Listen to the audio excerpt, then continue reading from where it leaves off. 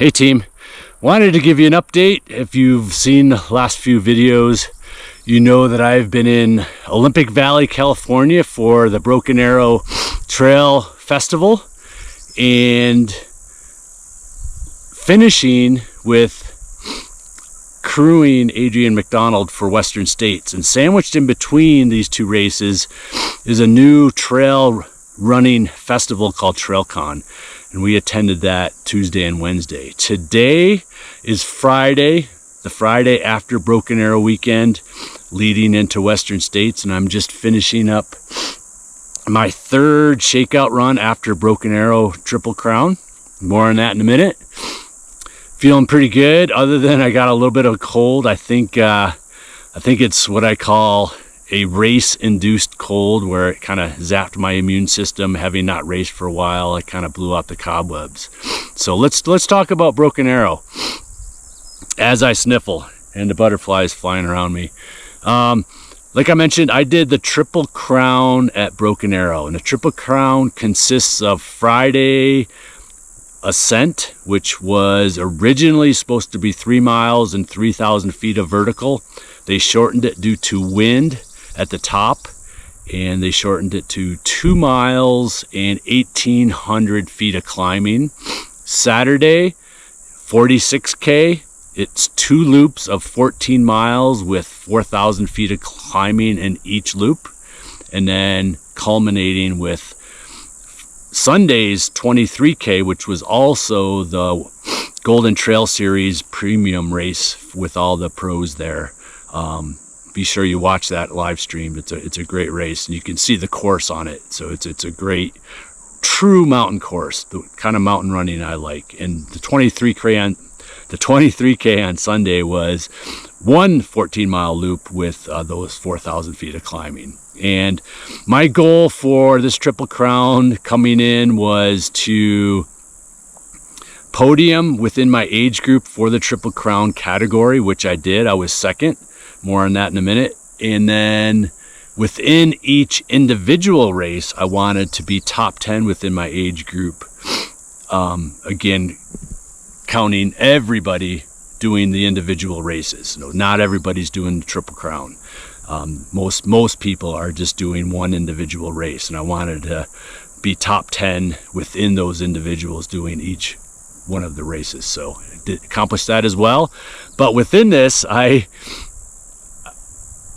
Saturday's 46K got shortened because, or I guess it officially got canceled due to snow and, more importantly, lightning. We got caught and got turned around because of lightning and had to spend time in one of the lift's little cabins before they could rescue us. So the overall time of that got a little wonky, but in my training, my mindset was mainly focused on the goal of being able to race the ascent on Friday and race the 23K on Sunday. Therefore, in training, due to coming off winter and not really being super motivated to put in a lot of long miles for the 46K in the winter, I was relying on my years and years of base building and foundation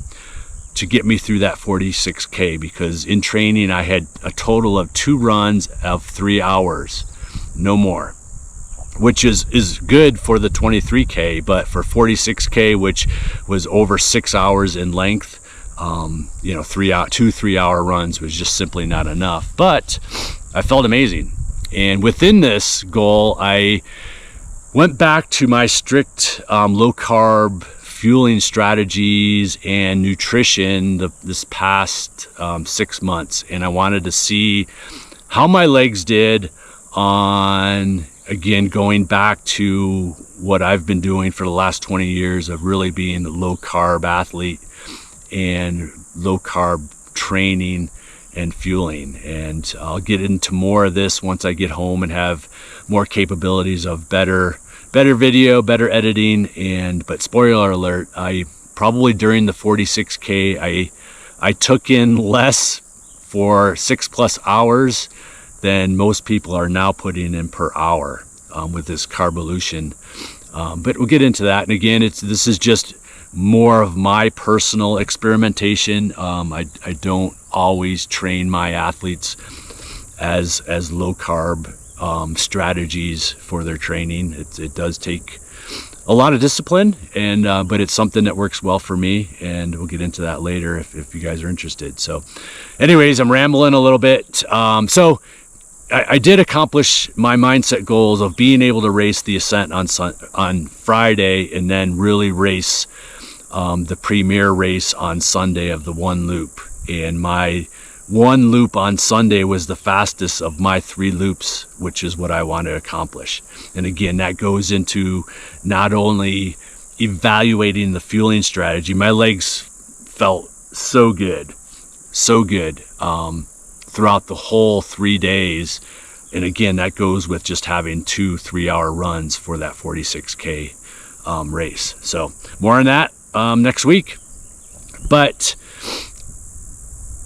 where I'm kind of going with this is that I at the end of this video, we were fortunate enough to attend Kilian Jornet's one of his panels at TrailCon, and he talked about building a base. And I'll end this video with the video recorded of that little comment he makes about his training and how important it is to develop a long-term base that serves you well throughout your athletic career, your athletic endeavors, your running endeavors. It's always with you. If you develop it well and always go back to it year to year, it's going to serve you. It's going to be there for you. It's going to be your friend. It's going to allow you to manipulate and do things with your running based on, your specific goals within the season. And I guess my point is that this is a perfect example of me training only 3 hours 2 times for a 46-mile or a 46K race that took over 6 hours. I relied a lot on my years and years of base to be with me as I raced through that 46K that I was kind of untrained for, so to speak. Not really, though, with the long years and years of base. So that's my point. So I'll attach that to the end of this video. But it's like I mentioned, it's Friday. We have an early morning start, 3 a.m. Saturday morning, to the first aid station that we will be crewing Adrian McDonald for Western States. Adrian's split times are set at Rob Carr's 2015 split times, which will be quite fast, and it's going to be really, really fun to be in the thick of it and to see how this entire race unfolds. There's such a great field in both the men's and women, and it's going to be fun to follow that along as we crew Adrian throughout the race. So I'm going to be spitting out shorter updates, probably on Instagram and YouTube, depending on our service. We're going to be out in some of the more remote areas for the aid stations and might not have as much service, but then I'll be throwing them down next week too, so you get the kind of the full scope of our help with Adrian and how he did, and maybe talk a little bit more about executing aid stations for 100 miles at Western States and how it can help you. So my nose is running, still got that cold. Anyways, so all right, that's what's going to go on. Like I said, we're headed there to early tomorrow morning and we'll stay through golden hour on Sunday, and then I'm off to home. So thanks for following along the update, and stay tuned. Here's Kilian talking about having a base. See you guys. Over and out from Olympic Valley, Born to Run World. See you guys. That's related to what I was saying before, in the way that what we are doing in the moment, it has an impact on the moment, but the body to make an adaptation. What we want to do on training in the long term is to change our biology, like to make that our cells, they evolve and they can support higher stimuli. And that doesn't happen with one session. That doesn't happen with 6 sessions or like with 6 months of a specific session. That happens when you are doing a stimuli that goes to your cells. The cells will adapt to that.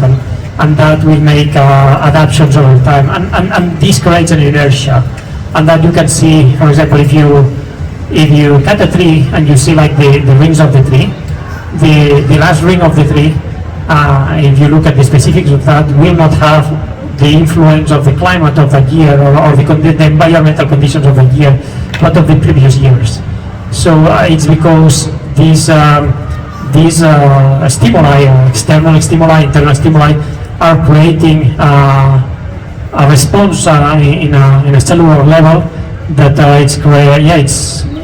it's adapting to that. So when the stimuli stops, it's still an inertia on that. So you can improve like your speed or your trace score or whatever that you have been doing for long, even if you have a long period that it can be 6 months without working it, because the cellular response is still growing there.